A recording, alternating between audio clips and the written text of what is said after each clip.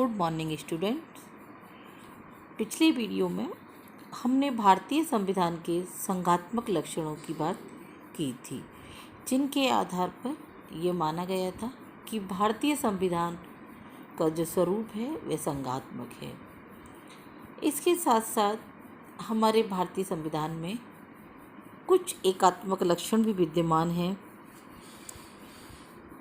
भारतीय जो संविधान निर्माता थे वो भारतीय इतिहास के जो तथ्य था कि इससे परिचित थे कि भारत में जब जब केंद्रीय सत्ता दुर्बल हुई है तब तक यहाँ पर जो विदेशी जो सत्ताएं हैं वो हावी रही हैं और भारत को पराधीन होना पड़ा है।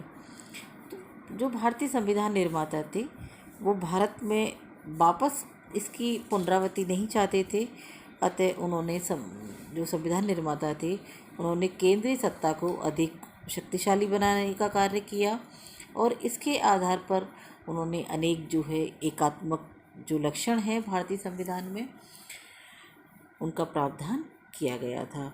और आज हम अपने इस व्याख्यान में इन्हीं एकात्मक लक्षणों का अध्ययन करने जा रहे हैं। इन एकात्मक लक्षणों में सबसे पहले हम बात करते हैं इकहरी नागरिकता की।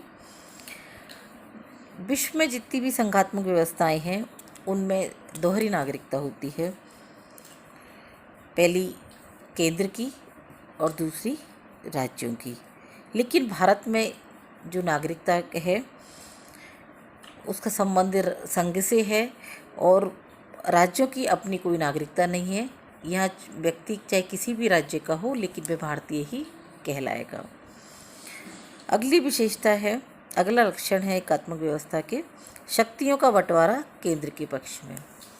जैसा कि सभी जानते हैं कि संघ व्यवस्था में शक्तियों के विभाजन केंद्र और राज्य दोनों के मध्य किया जाता है। भारत में संघ सूची में 97 सब्जेक्ट को रखा गया है जिन पर केंद्र सरकार को कानून बनाने का अधिकार है। इनके अलावा जो संघ समवर्ती सूची है जिस पर संघ और राज्य दोनों को ही कानून बनाने का अधिकार है, इसमें 47 विषयों को रखा गया है जिस पर दोनों ही राज्य और केंद्र कानून बना सकते हैं। लेकिन इन दोनों कानून में से यदि कोई विरोध होता है तो वहाँ संघ का कानून ही मान्य होगा, राज्यों की स्थिति नगण्य हो जाती है। तो ऐसी स्थिति में संघ सरकार के पास कानून बनाने का जो विषय है वो बहुत ज़्यादा है और उसकी पावर भी अधिक है। इसके अलावा जो अवशिष्ट शक्तियां हैं अर्थात जो सूचीबद्ध नहीं है, जो ना तो संघ सूची में है ना राज्य सूची में है और ना ही जिनका उल्लेख समवर्ती सूची में है, जो ऐसी शक्तियों को अवशिष्ट शक्तियाँ कहा जाता है, इन पर कानून बनाने का अधिकार भी संघ सरकार के पास है। तो हम देखते हैं कि शक्तियों का जो बंटवारा किया गया है वो केंद्र सरकार के पक्ष में किया गया है। नेक्स्ट है संघ और राज्यों के लिए एक ही संविधान, यानी हमारे यहाँ राज्यों का अलग पृथक से कोई संविधान नहीं है। इससे पहले जम्मू कश्मीर का अपना एक अलग संविधान था, लेकिन अभी हम देखते हैं कि धारा 370 हटाने के बाद जम्मू कश्मीर का जो पृथक संविधान है उसकी व्यवस्था भी समाप्त कर दी गई है और पूरे देश में, पूरे भारतवर्ष में एक ही संविधान लागू है। नेक्स्ट है केंद्रीय सरकार राज्यों की सीमाओं में परिवर्तन कर सकती है। केंद्र सरकार के पास ये पावर है, ये शक्ति है कि वह जब चाहे किसी भी राज्य की जो क्षेत्रफल है उसको बदल सकती है। यदि उसको लगता है दो छोटे राज्य हैं उनको मिला करके एक बड़ा राज्य बना सकते हैं, कोई बहुत बड़े विशाल जनसंख्या या क्षेत्रफल वाले राष्ट्र को दो भागों में पृथक कर सकते हैं, उनके नामों में बदल कर परिवर्तन कर सकते हैं, उनकी सीमाओं को बदल सकते हैं, क्षेत्रफल में परिवर्तन कर सकते हैं। तो राज्यों के क्षेत्रफल एवं और सीमाओं से संबंधित समस्त अधिकार केंद्र सरकार के पास हैं। नेक्स्ट है एकीकृत न्याय व्यवस्था, यानी हमारे यहाँ जो न्यायपालिका की जो न्याय व्यवस्था है वो सर्वोच्च न्यायालय और उसके बाद की जो न्यायालय हैं उनका गठन एक पिरामिड की तरह है, यानी सबसे ऊपर सर्वोच्च न्यायालय, फिर उसके नीचे उच्च न्यायालय, फिर उसके नीचे दूसरे जो छोटे न्यायालय, उनकी व्यवस्था की गई है। तो प्राय जो भी संघ व्यवस्थाएं होती हैं वहाँ पर राज्य और संघ दोनों के लिए अलग अलग न्याय व्यवस्था होती है, लेकिन हमारे यहाँ एकीकृत न्याय व्यवस्था यानी एक ही पिरामिड की तरह से न्याय प्रणाली को अपनाया गया है, जिसमें कि सर्वोत्तम जो पावर है वो सर्वोच्च न्यायालय के पास केंद्र सरकार के अधीन रहती है। अगली जो एकात्मक लक्षण है उसमें है संकट काल के अंदर एकात्मक शासन, यानी हमारे यहाँ जो आपातकालीन जो शक्तियाँ होती हैं केंद्र सरकार के पास, वो केंद्र सरकार को बहुत ज़्यादा पावरफुल बना देती है। जब भी आपातकाल लागू होता है, संकट काल केंद्र सरकार को महसूस होता है, तो वहाँ वो राष्ट्रपति शासन लगा देते हैं और अपनी सारी जो शक्तियाँ हैं, चाहे वो वित्तीय शक्तियाँ हों, चाहे विधाय व्यवस्थापिका से संबंधित शक्तियाँ हों, या फिर कानून जो सभी जो विषय है राज्य सूची के, उन पर कानून बनाने का जो अधिकार है वो सब केंद्र सरकार अपने पास रख लेता है। तो ऐसी स्थिति में संकट काल की घोषणा में ऐसा लगता है कि जो संघात्मक शासन है वो समाप्त हो जाता है और संपूर्ण देश में एकात्मक शासन स्थापित हो जाता है।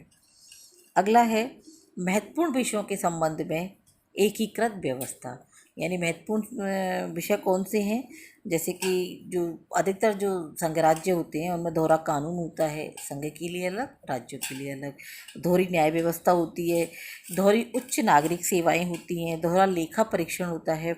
लेकिन हमारे जो भारतीय संविधान है उसमें संघात्मक शासन होते हुए भी हमारे यहाँ एकीकृत जो व्यवस्थाएं हैं वो की गई हैं, चाहे वो अखिल भारतीय सेवाओं से संबंधित हो, चाहे एकीकृत न्याय व्यवस्था हो, पुलिस व्यवस्था हो, मतलब इन जो सारे जो महत्वपूर्ण विषय हैं उनमें एक रूपता लाने के लिए उन्होंने जो एकीकृत व्यवस्था को अपनाया गया है, जिसका कि समस्त जो पावर है वो केंद्र सरकार के पास चली जाती है।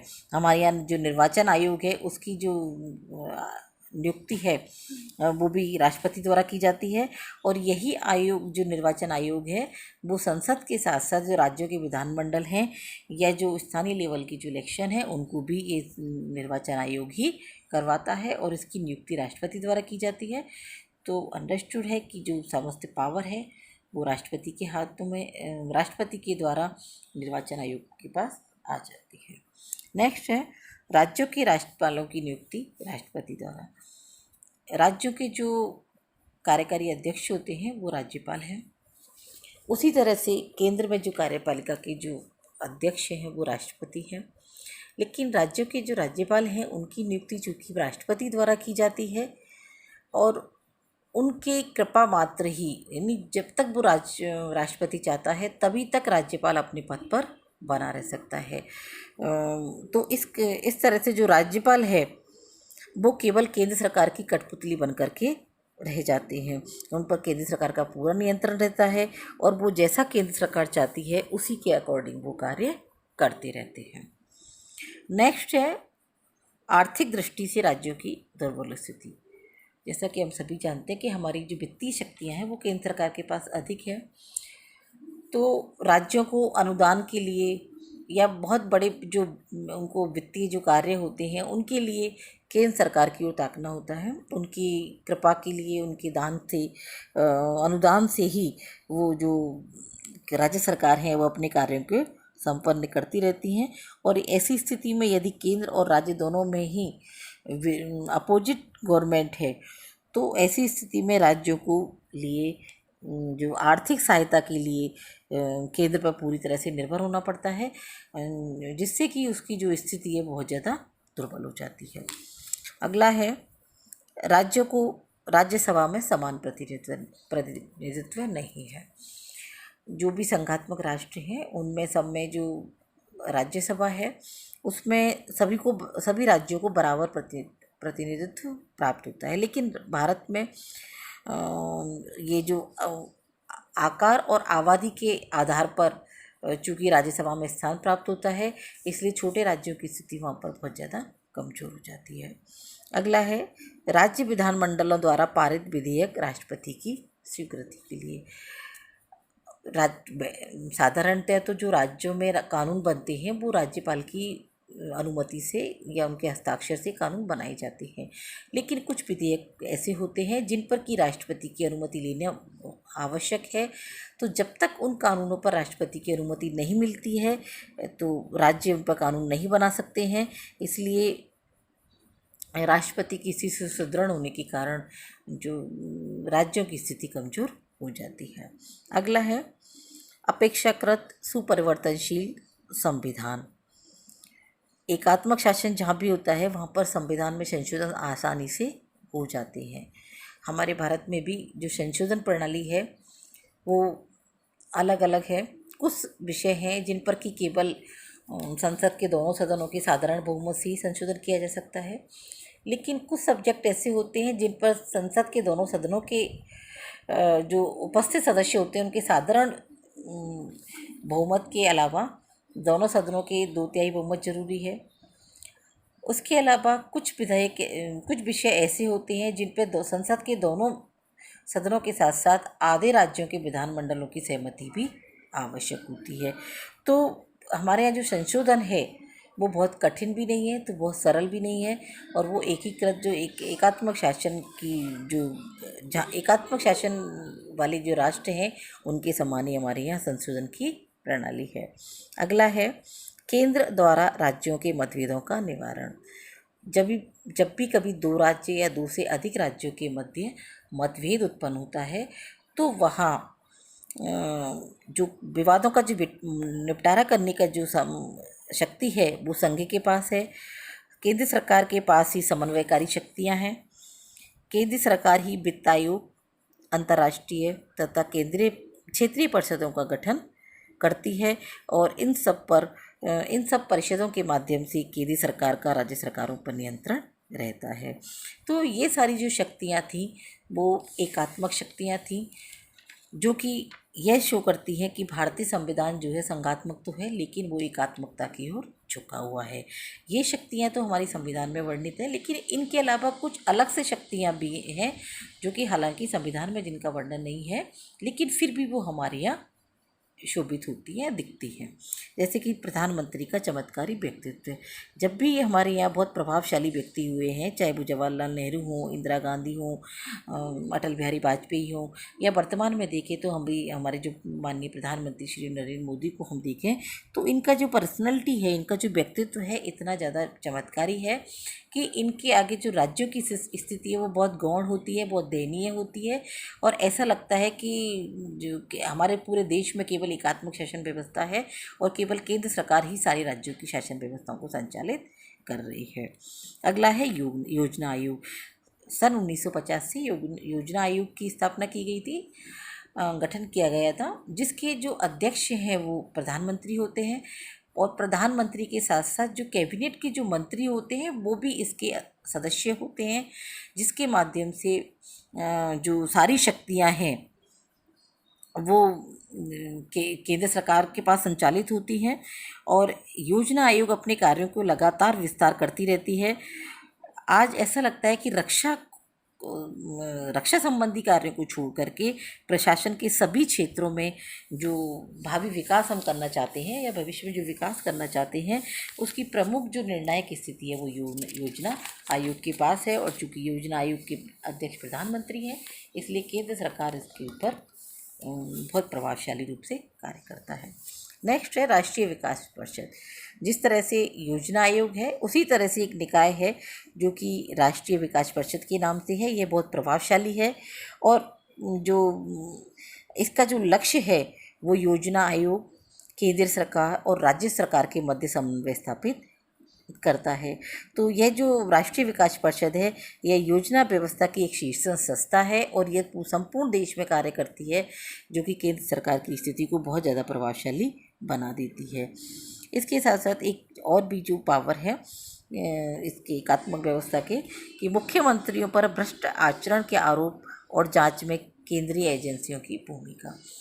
आज हम देखते हैं कि जितने भी प्रधान मुख्यमंत्री हैं उन पर किसी न किसी रूप में भ्रष्टाचार का आरोप लगाया रहता है, और उनकी जब जांच की जाती है तो वो सीबीआई के द्वारा की जाती है। और सीबीआई चूँकि एक केंद्रीय संस्था है, केंद्रीय एजेंसी है, तो ये जांच होती है, इन जांचों के माध्यम से जो केंद्र सरकार है वो अप्रत्यक्ष रूप से राज्य सरकारों पर अपना नियंत्रण करते हैं।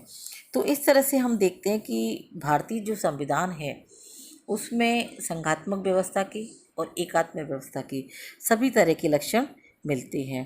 तो इस कुछ बातों में हम देखते हैं कि हमारा जो भारतीय संविधान है वो संघीय व्यवस्थाओं से भिन्न है, और कुछ जो लक्षण है उनके आधार पर जो हमारा संविधान है वो एकात्मक शासन व्यवस्था से भिन्न है। इस संबंध में जो हमारे दुर्गादास बसु हैं उन्होंने कहा था कि भारतीय संविधान ना तो नितांत संघात्मक है और ना ही एकात्मक, बल्कि ये दोनों का मिश्रण है, और ये एक अनोखे प्रकार की मिश्र शासन प्रणाली है। इसी संबंध में डॉक्टर अम्बेडकर ने भी कहा था कि भारतीय संविधान को संघवाद के कठोर ढांचे में नहीं ढाला गया है, यानी भारतीय संविधान में पूरी तरह से संघवाद स्थापित नहीं है, बल्कि संघात्मक व्यवस्था तो हमारे यहाँ है, लेकिन फिर भी वह एकात्मकता की ओर झुकी हुई है, क्योंकि संविधान निर्माता नहीं चाहते थे कि हमारे यहाँ जो भारतीय इतिहास है उसकी पुनरावृत्ति हो।